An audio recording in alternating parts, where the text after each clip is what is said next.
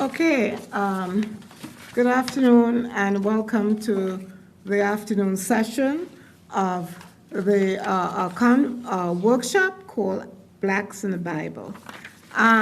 It's my distinct pleasure and honor to introduce to you Dr. Wendy Belcher, who is an associate professor of African literature at Princeton University's Department of Comparative Literature and African American Studies. She's working to bring attention to early African literature and studies of how African thought has informed the global traffic of invention.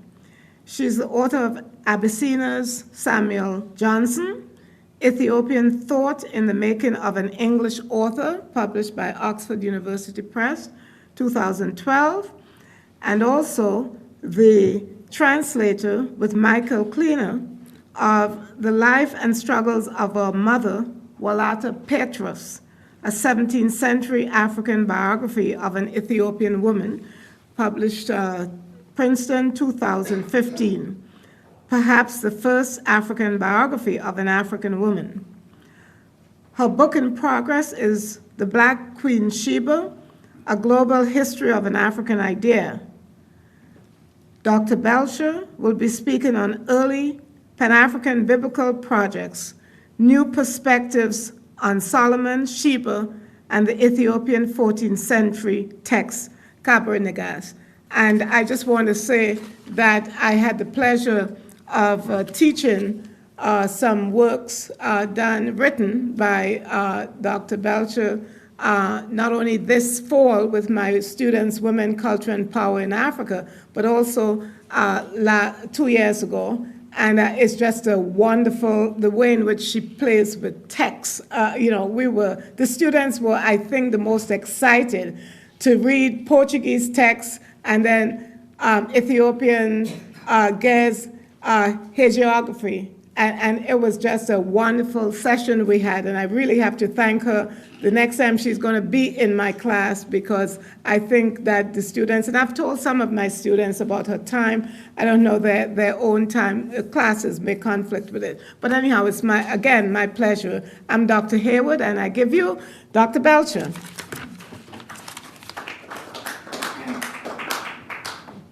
Thank you for that very generous introduction. Okay, so in 1322, Ethiopian scribes either wrote or translated into the ancient African language of Ge'ez a prose narrative that reimagined the brief biblical encounter between King Solomon and the Queen of Sheba. So my assumption is that you all do not know this story either very well or in whole, so I'm going to do a short version of it, as is befitting of somebody who's in literature. So the Queen of Sheba was the world's wealthiest, most powerful, wisest, most beautiful queen. She was an Ethiopian queen in the Kabr-Negas. She decided, as her own intellectual project out of curiosity, to go and visit Solomon because she'd heard that he was the wisest man in the world. She undertakes this long, long journey to Israel, and she stays for about 6 months, having long existential conversations with King Solomon, some of which are shown to us in the Kabr-Negas. She then says to Solomon, it's time for me to go home, and I've had a wonderful time here. And he says, look, I've been thinking about it, and I think we should have a child together. Now, we know that Solomon's love for foreign women. And he says, I think if I have a son with you, that son can rule in Ethiopia, and that will be a good thing. And the Queen of Sheba says, what are you saying to me? I am a virgin queen. I could not possibly. And Solomon says, okay, that's fine. Just come to my house tonight for dinner. It's always nice to see how some things don't change.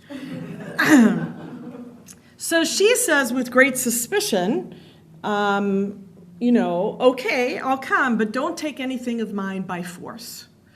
And he says, okay, no problem. You also don't take anything of mine by force. So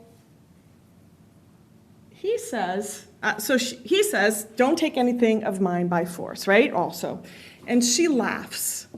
And she says, I'm the wealthiest woman in the world. What of yours could I possibly want? And he said, good. So we are agreed. And you see them here. These are in different images where you have the handshake, the deal.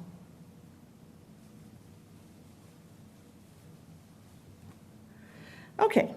So she goes to his house that evening, and Solomon, in his cunning, serves her a very spicy meal. And they fall asleep in the palace, and she wakes up with this desperate thirst. And she sees that next to her lounge, let's say, chair, that there's a glass of water and a jug of water, a glass for water. And she has poured herself a glass of water, and she is about to drink, which I think is a very important note in this story. She's about to drink, and Solomon pounces. And what are you doing? She said, I'm just drinking a glass of water. And he said, you're taking something of mine by force. She says, it's just a glass of water. And he says, what do you know in the world that's more valuable than water? A very prescient thing for him to say. So she says, okay, fine, I've broken my vow, just allow me to drink this glass of water. She drinks the glass of water, and then the text says he has his way with her. She conceives a child. She goes back to Ethiopia. She gives birth to a son. When the son grows up, he wants to meet his father, so he returns to Israel. When he gets to Israel, everyone says, we know you are the son of Solomon because you look exactly like him, except that you're black. And Solomon is delighted. He says, please stay and rule over Israel. And this lovely son says, no, I prefer my mother's land to your land. And I also swore to my mother on her breasts that I would not marry a wife here. So the mother's concerned.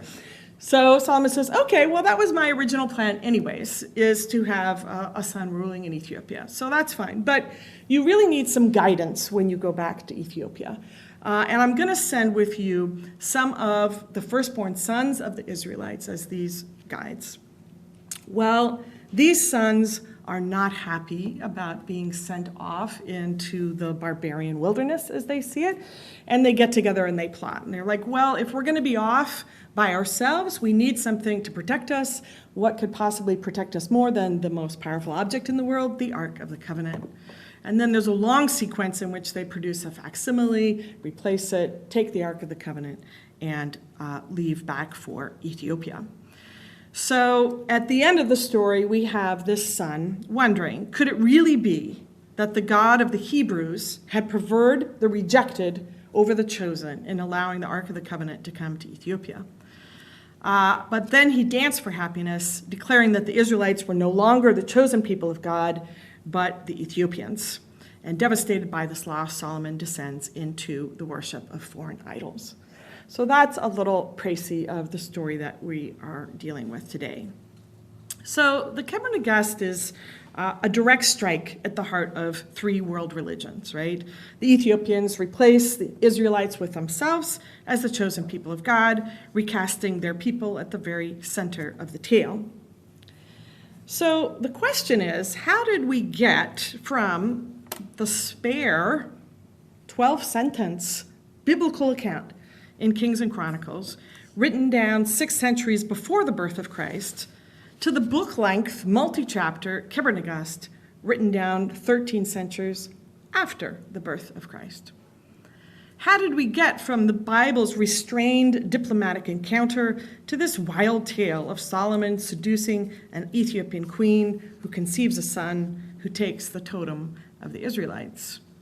Different answers have been bandied about, but my initial research, I'm very much in the early stages of this, my initial research suggests that the Kebra Nagast represents an early East and North African collaboration, inflated in my talk into Pan-African, but East and North African, that was created across states and periods for at least a millennium. Parts were told in Africa many centuries before the Kebra Nagast was written down. And since the Kebra Nagast circulated far beyond Africa, becoming the foundational text for the diasporic religion of the Rastafari and the secret sharer in any number of Euro-American works, including the Indiana Jones films, it's worth examining more closely this text and how it came about. So, the first part is figuring out how the book, the Kebra-Nagast, came about, and we have to ask, first, could it be telling a true story? Did a queen of Sheba visit an Israelite king named King Solomon in the 10th century BCE, as claimed in the biblical books of 1 Kings and 2 Chronicles? Further, did the Bible give only a few details about the encounter between Solomon and Sheba, while the Kebra-Nagast retained what really happened? That is, could it be that the true story is that the queen was African, that she had a child with Solomon, and that her son did take the Ark of the Covenant from that king? In fact, could it be that the Kebra-Nagast is that never-found book mentioned in 1 Kings chapter 11? As for the other events of Solomon's reign, quote, all he did and the wisdom he displayed, are they not written in the book of the annals of Solomon, end quote. Establishing whether the Kebra-Nagast is an ancient historical record or a brilliant human invention affects what story we tell about it. Now, many of the Bible's stories have a strong historical basis, as more than a century of extensive archaeological excavations all over Israel and its surrounding regions has revealed. However, evidence for Solomon from his own period is lacking, so far as I know. And my expertise is in Ethiopia, not these other places, so feel free to correct me either in the Q&A or come up to me afterwards. No now known text of the 10th century BCE mentions Solomon, Sheba, or their son. The biblical texts written about Solomon date to at least 2 centuries after his reign. Undoubtedly, the earliest texts about David and Solomon are based on oral tales dating to the 10th century BCE, since details match the archaeological evidence from that period.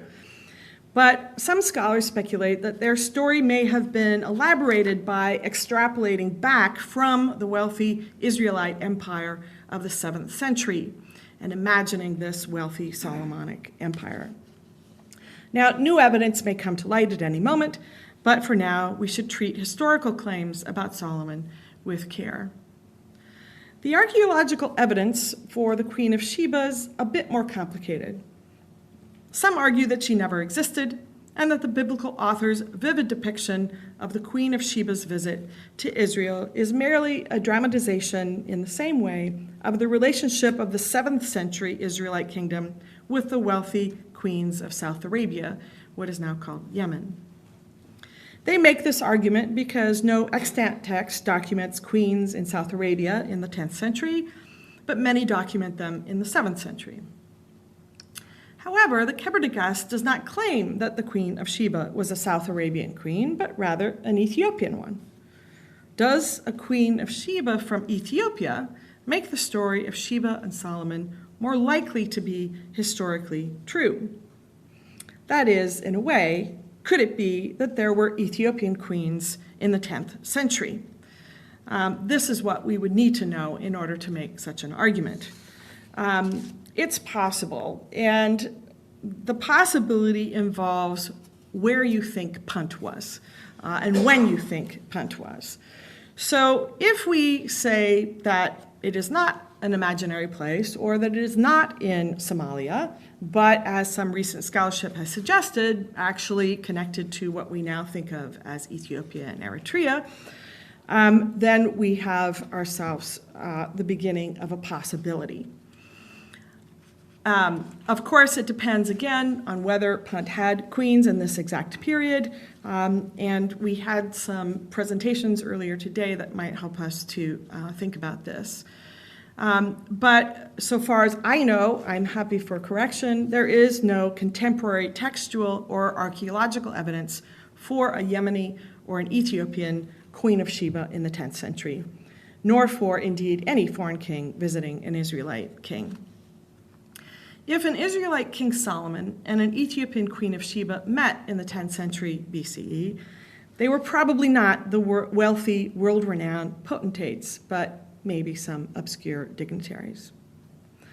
Of course, all this evidence against stories about the Queen of Sheba and King Solomon amounts to an argument from silence.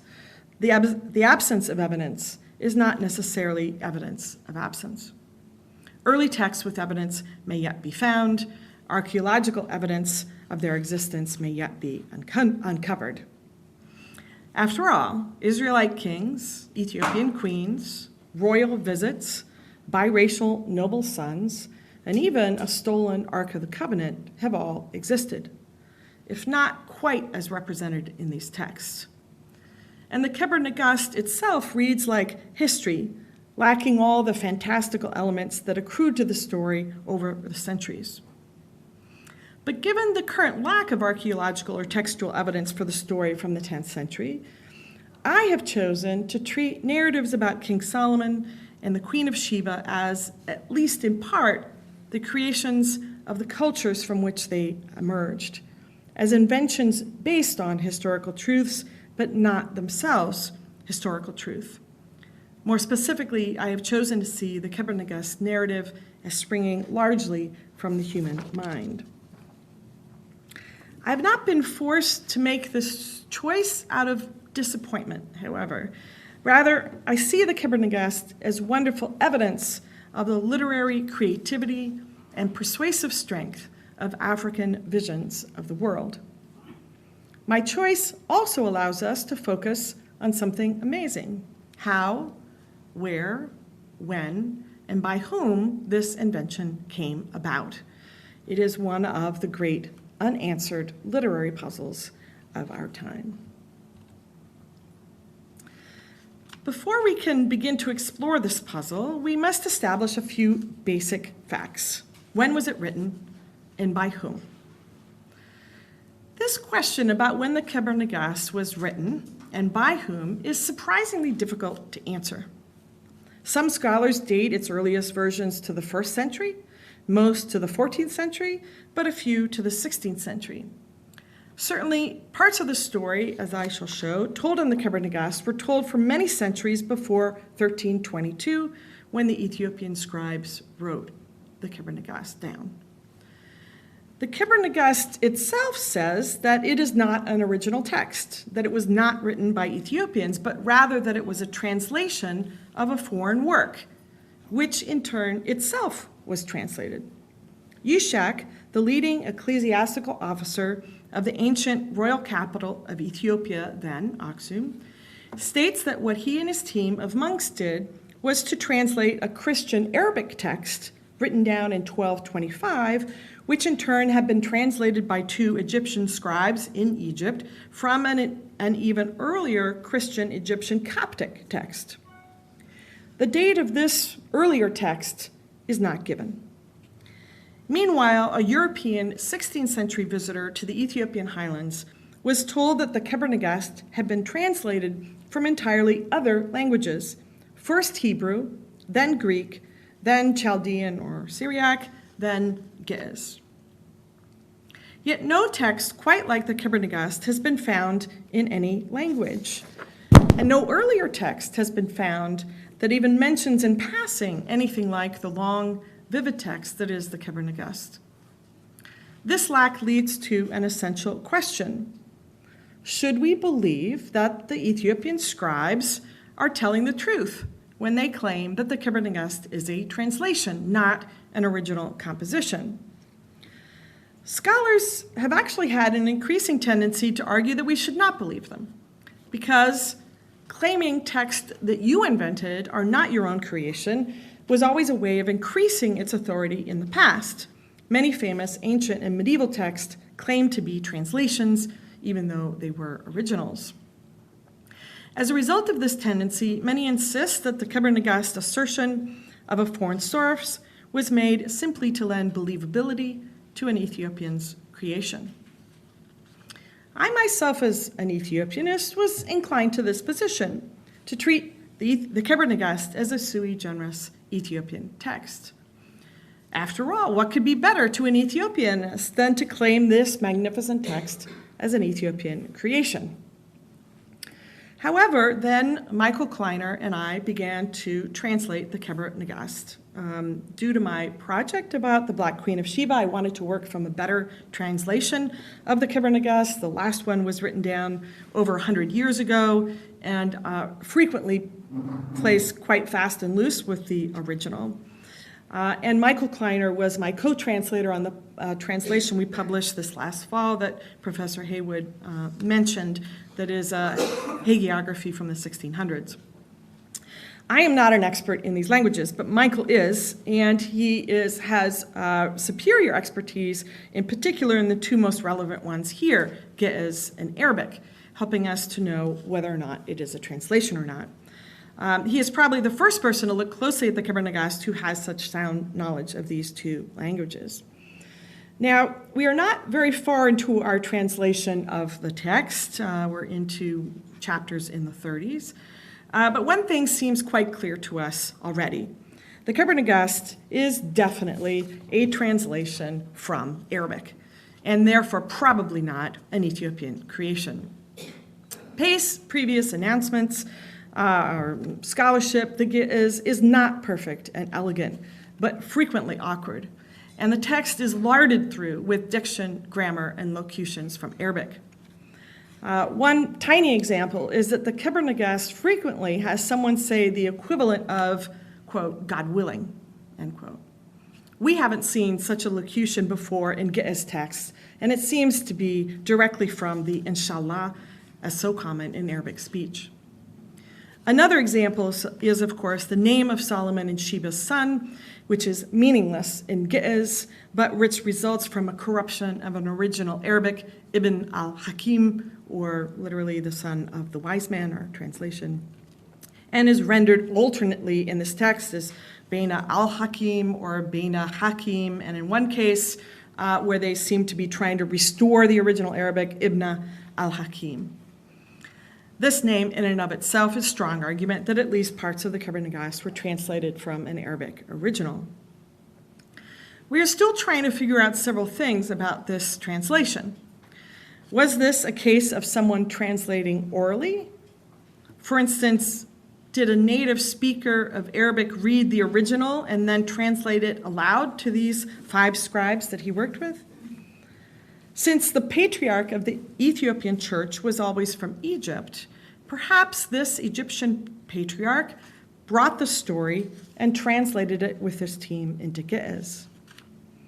Or is the text being silently read and silently translated? There are ways to determine this, but we haven't collected quite enough data yet to make a determination. One challenge for us is that all the manuscript copies of the Kibber Nagast that we have consulted have problems.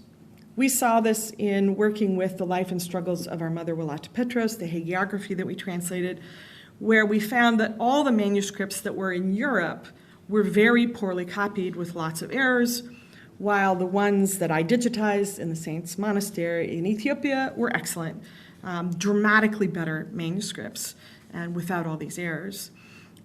I personally speculate, Michael doesn't agree with me on this, but I speculate that scribes copying manuscripts for Europeans, in many cases they did know that that's what they were doing, that is copying them not for sacred purposes, but in a way maybe even commercial purposes, perhaps rush and take less care. At any rate, we suspect that the manuscripts that we are working with today are quite late copies of copies of copies, with a series of errors and compressions. We need to do a better exploration in Ethiopia to see if we can find older copies. It's interesting that such an important text has so few extant copies. In other words, the answer to the question of who wrote the Kibber Nagast and when is unknown, but it probably wasn't Ethiopians, and it was probably before 1322. That means, in order to understand the text better, we need to look at the text about the Queen of Sheba that circulated before the Kibber Nagast. In what follows, I look at ancient and medieval texts about the Queen of Sheba to argue that Africans have been altering, expanding, and circulating this oral and written narrative over almost 2 millennia. I look at these tributaries and suggest how they became the Kebra-Nagast. The first thing to say is that no extant text written before the 12th century makes explicit claims about the Ethiopian king's descent from Solomon or their possession of the Ark of the Covenant specifically, both vital elements of the Kebra-Nagast. But the Queen of Sheba became Ethiopian very early on. In the 1st century CE, we find direct evidence that the legend of an African Queen of Sheba was circulating in Africa. That's because Josephus, the well-respected ancient author, who had, not incidentally for my argument, lived for some time in Alexandria, Egypt, that is on the African continent, described the Queen of Sheba in his Antiquities of the Jews as, quote, the Queen of Egypt and Ethiopia, end quote. His is the first extra-biblical text that I know of to describe her, and he describes her as African. He was the first, but not the last. The 2nd century theologian Origen, born in Egypt, again, not incidentally for my argument, also says in his commentary on the Song of Songs that she is Egyptian, as did St. Jerome, the 4th century biblical translator, who visited the many monasteries in Egypt, again, not incidentally for me. Another visitor to Egypt, the 4th century Roman theologian Rufinus, believed that the Ethiopian eunuch of the New Testament, high official in an African kingdom run by a queen, was working for a descendant of the Queen of Sheba, suggesting that he also believed that the Queen of Sheba was Ethiopian. Even St. Augustine, a Berber North African, thought she was an Ethiopian. Now, by contrast, if we look at people, ancient authors who did not live in Egypt or had very little contact with Egypt, they did not say this.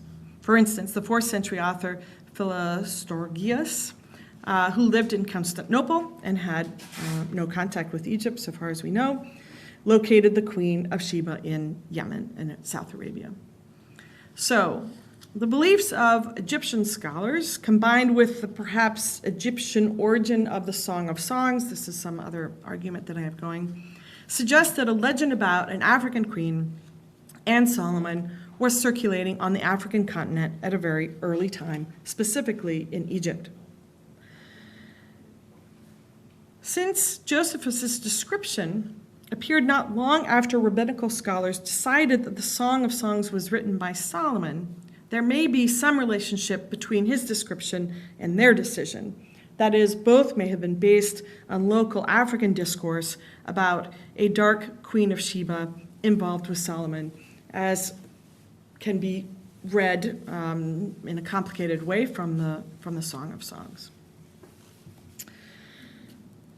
Now, we move on to the next aspect of the Kebra-Nagast that's unusual. And no extant text, again, written before the 12th century, makes explicit claims about Ethiopian control of Solomon's totems, in general, I will say.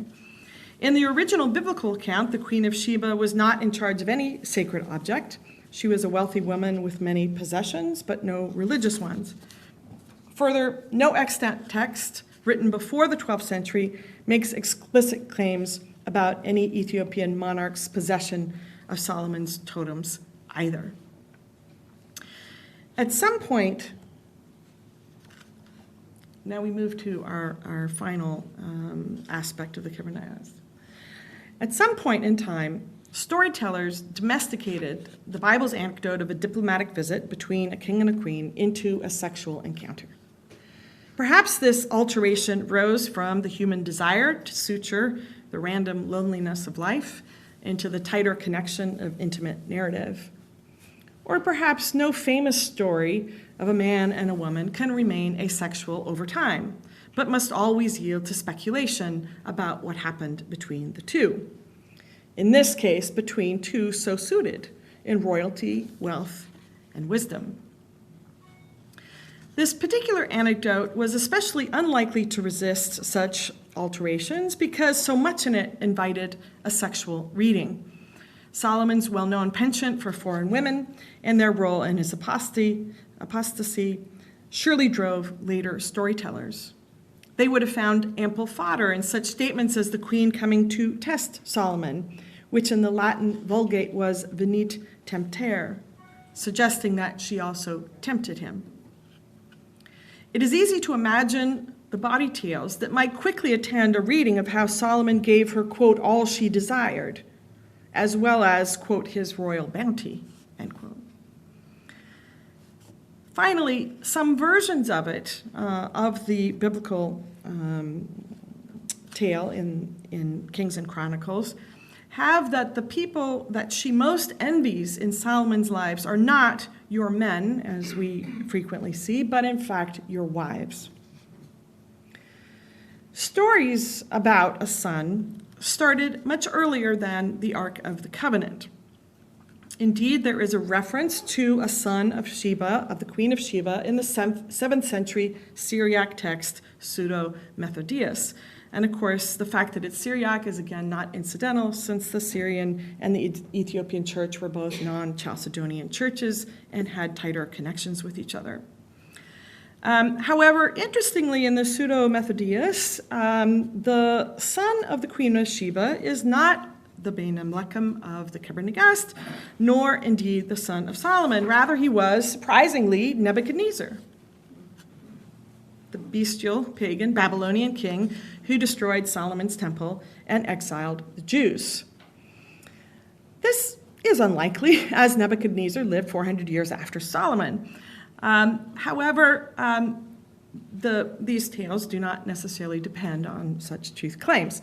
Then in the 9th or 10th century, the first mention of a son being born to Solomon and Sheba appears. This appears in a, we might say, problematic historical source, in that it was in the irreverent and perhaps parodic alphabet of Ben Sira, which also presented Nebuchadnezzar as the son of the Queen of Sheba, but also of Solomon. So this is the first time we see a son, although, again, Nebuchadnezzar. Then in the 10th or 11th century, Egyptians wrote down a tale in Coptic about Solomon and Sheba. Only a fragment of it remains, so this Coptic text is very tempting to interpret, and one hopes maybe might be found. Perhaps this is the missing Coptic text that the Kebra Nagast itself claims that it came from. It's a fragment, so Coptic words are missing from each sentence, but that fragment is extremely suggestive.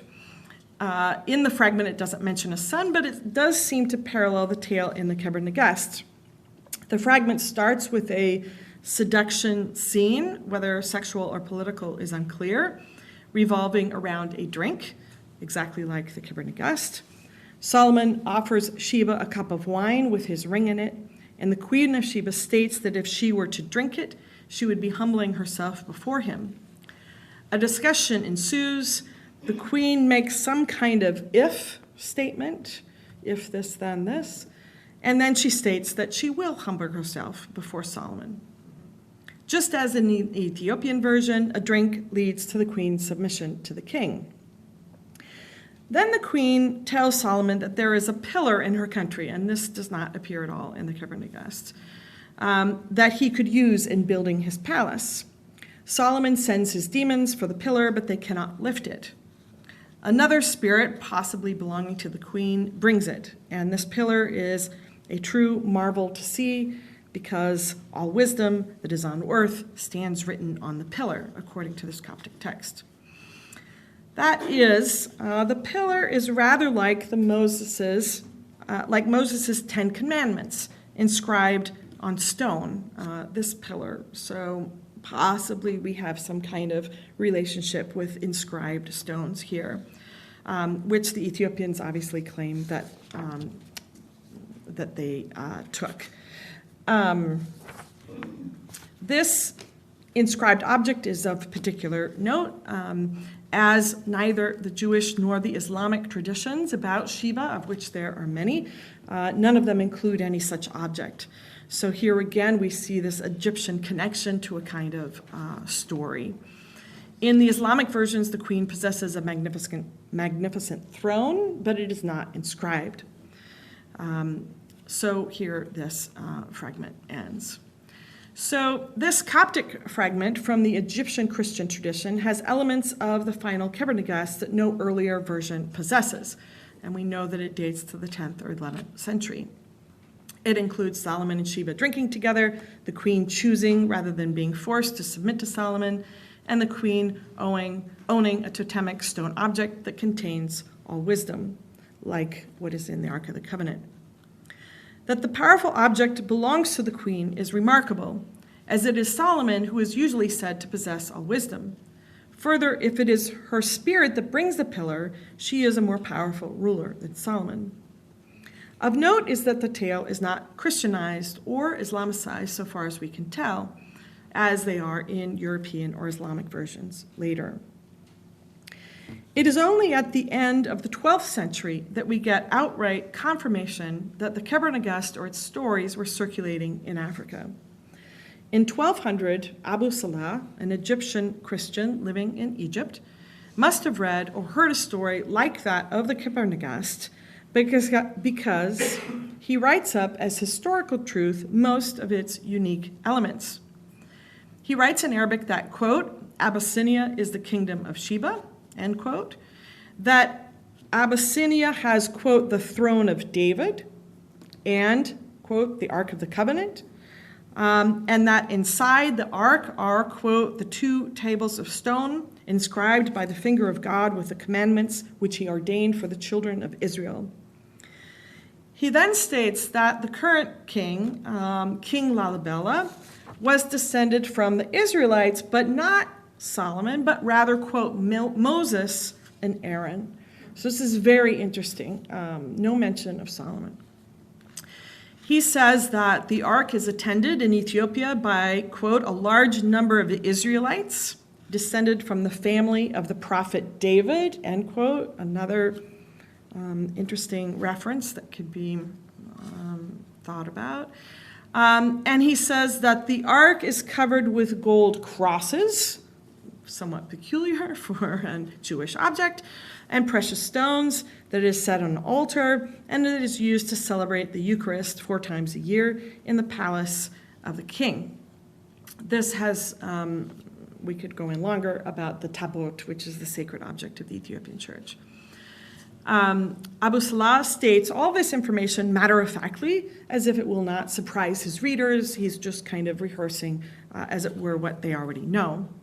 So here at last, in 1200, we find almost all of the elements of the Kebra appearing independently in Egypt, 120 years before the Kebra redaction or translation in Ge'ez in 1322, and not long before 1225, the year that the Ethiopians claimed that the Kebra had been translated into Arabic from Coptic. Before the year 1200, then, is a good period to look for forms of the African Christian story circulating in other regions, and I welcome thoughts on this. Although Abu Salah does not mention a sexual encounter or a biracial son, or indeed even Solomon, here is the Ethiopians' Queen of Sheba, the Ethiopians' possession of the Israelite totems, and the Ethiopian ruler's Israelite descent, if not from Solomon. So this difference that Abu Salah states that King Lalibela is descended from the biblical Moses, who, by the way, had an Ethiopian wife in common view, and the Israelite priestly class of Aaron, not Solomon. Now, this might be explained by various things having to do with the emperors at that time in Ethiopia, who were the Zagwe dynasty, who have interrupted the Solomonic dynasty. So it may be that this is the myth getting refiltered or changed a little bit in Ethiopia, and that coming through Egypt and coming back reflected by Abu Salah in a different way. Now, this Ethiopian ark, as I mentioned, does not sound very Jewish, which was untouchable and unlikely to have had crosses on it, but it does describe the Ethiopians' liturgy exactly. So as a result, the scholar Monroe Hay has had a radical suggestion about the origin of the Kebra Nagast. He speculates that Abu Salah and other Arabic speakers mistranslated the Ge'ez word tabot, or altar, as the Arabic word tabut al-ad, Ark of the Covenant. So tabot, tabut. Since the Christian Ethiopians at this time did use in their worship an inscribed gold-covered box on top of an altar in combination with an altar tablet of stone, sometimes inscribed with the Ten Commandments, Monroe Hay believes that the legend of the Ark, and indeed the whole story of the Kebra Nagast, rises from foreigners' misunderstandings of the Ethiopians' ritual practices and instruments. He, of course, concludes for various reasons that the Ethiopians do not and did not have the Ark of the Covenant.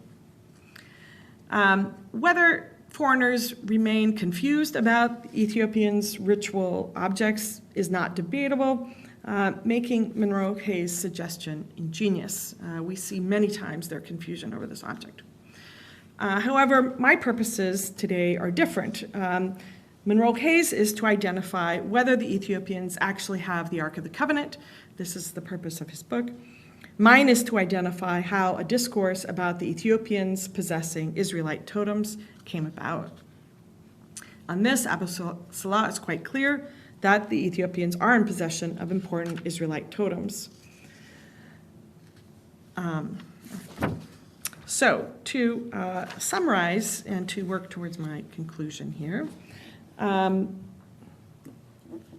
long line of non-Chalcedonian church texts, particularly with some very strong relationship to Egypt, were written about Solomon, the Queen of Sheba, and them having some kind of relationship to each other. And these types of texts do stretch for quite a ways before the Kebra Nagast. These texts do miss many of the elements that appear in the Jewish and Islamic text and not in the Christian Ethiopian tradition. So all of this makes it unlikely that the text was wholly invented in the 14th century to justify the Solomonic dynasty, which is a common explanation given in Ethiopian studies. It is more probable that the story was circulating orally since the 1st century among African Christians, only part of which were recorded in text, and then more fully recorded by the 11th century to reach its fullest textual version in the 12th and 13th century. Knowing what this early version said is important for tracing the circulation of the Kebra Nagast later.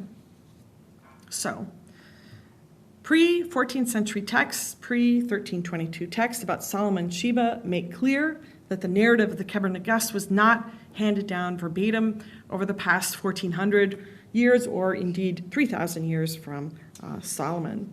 Rather, by the end of the 12th century, discourse circulating about Solomon and Sheba involved an African queen of Sheba, her son who takes Solomon's power, a transported stone totem, and Ethiopian claims of Israelite descent.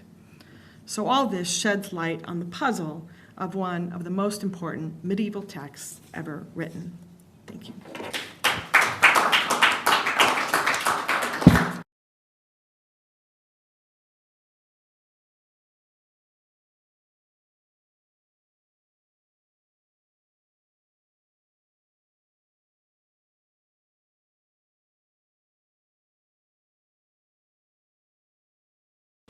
Wow, that's just fascinating.